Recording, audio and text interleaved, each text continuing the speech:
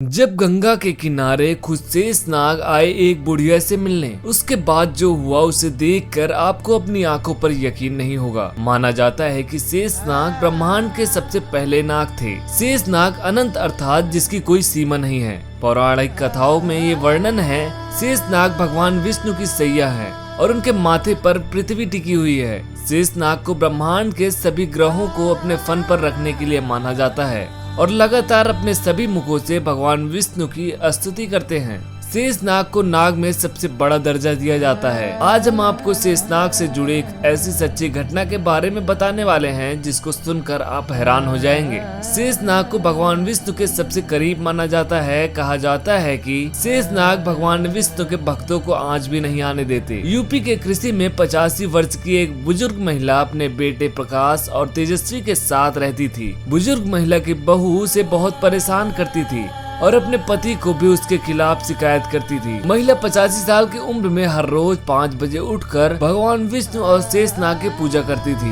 बेटा अपनी माँ से बहुत प्यार करता था। वो अपनी हर महीने की तनख्वाह माँ को लाकर दे देता था। ये बात उसकी बहू को बहुत खलती थी। महिला का एक पोता भी था तो उससे वो बहुत प्यार करती थी। उसकी माँ जब उसकी दादी को सुनाती थी तो अपनी वो माँ को चुप कराने लगता था। दरअसल ऐसा माना जाता है कि जैसे मैंने बताया कि बुढ़िया भगवान विष्णु की बहुत बड़ी भक्त थी। हर महीने भगवान विष्णु के मंदिर अपने बेटे की समृद्धि के लिए भंडारा करवाती थी। उसके बेटे का प्रमोशन भी होने वाला था। तेजस्वी अपनी बहन से बात करती है और बोलती है कि अब मैं इस बुढ़िया को और नहीं चलने दूंगी। इसकी सारी पूजा पाठ बंद करवा दूंगी और इसे धक्का मारकर घर से बाहर निकलवा दूंगी। मेरे पति के प्रमोशन के बाद मैं इसे 1 रुपए भी खर्च करने के लिए नहीं दूंगी। उसके बाद तेजस्वी प्लान बनाती है कि वो घर की तिजोरी से कुछ पैसे चुरा लेगी और बुढ़िया पर सारा नाम लगा देगी कि उसने भगवान विष्णु की पूजा के लिए सारे पैसे खर्च दिए। और वो ऐसा कुछ करती, बुढ़िया अपने कमरे में ही सो रही थी। वो चुपके से कमरे में जाती है और तिजोरी से सारे पैसे चुरा लेती है। कुछ दिन बाद बुढ़िया का बेटा बुढ़िया से कुछ पैसे के लिए बोलता है। बुढ़िया जैसे ही तिजोरी में लेने आती है और देखती है कि तिजोरी में सारा पैसा गायब हो गया है। बुढ़िया अपने बेटे से बोलती है कि तिजोरी के तो सारे पैसे गायब हो गए हैं। सब लोग घबरा जाते हैं।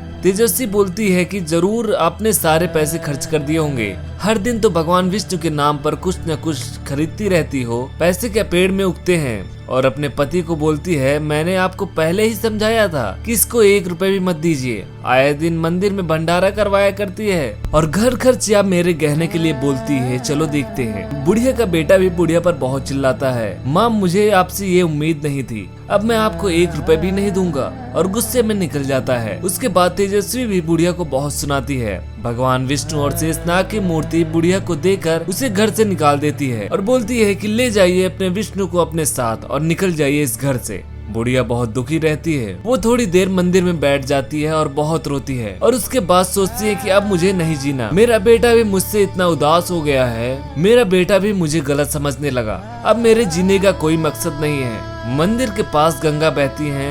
वो गंगा नदी के पास जाती है और भगवान विष्णु की मूर्ति पकड़कर डुबकी लगाती है। तभी एक लड़का गंगा में कूदकर उनकी जान बचा लेता है और उसे अस्पताल ले जाता है। लड़का बहुत सुंदर होता है। उसके माथे पर एक बहुत बड़ा तिलक है और वो भगवान विष्णु का बहुत बड़ा भक्त होता है। बुढ़िया उसको सारी बातें बताती हैं। लड़का बोलता है कि जब आपने कुछ नहीं किया तो आप खुद को गलत क्यों समझ रही हो। भगवान विष्णु आपको अपने बेटे से मिलवा कर ही रहेंगे।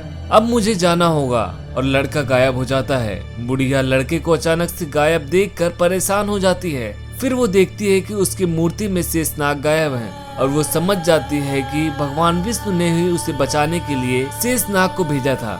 इतने देर में उसका बेटा उसे मंदिर में लेने आता है तो वो बेटे को देखकर बहुत रोने लगती है और बोलती है कि मैंने कुछ नहीं किया है, मैंने तेरे पैसे नहीं चुराए। उसका बेटा बोलता है कि माँ मुझे सब पता चल गया, आपने कुछ नहीं किया था, आपके पोते ने मुझे सब बता दिया। उसने तेजस्वी को पैसे चुराते हुए देख लिया था। वो जैसे ही घर पर आया आपको ढूंढने लगा और आप नहीं दिखी तो वो बेचैन हो गया था।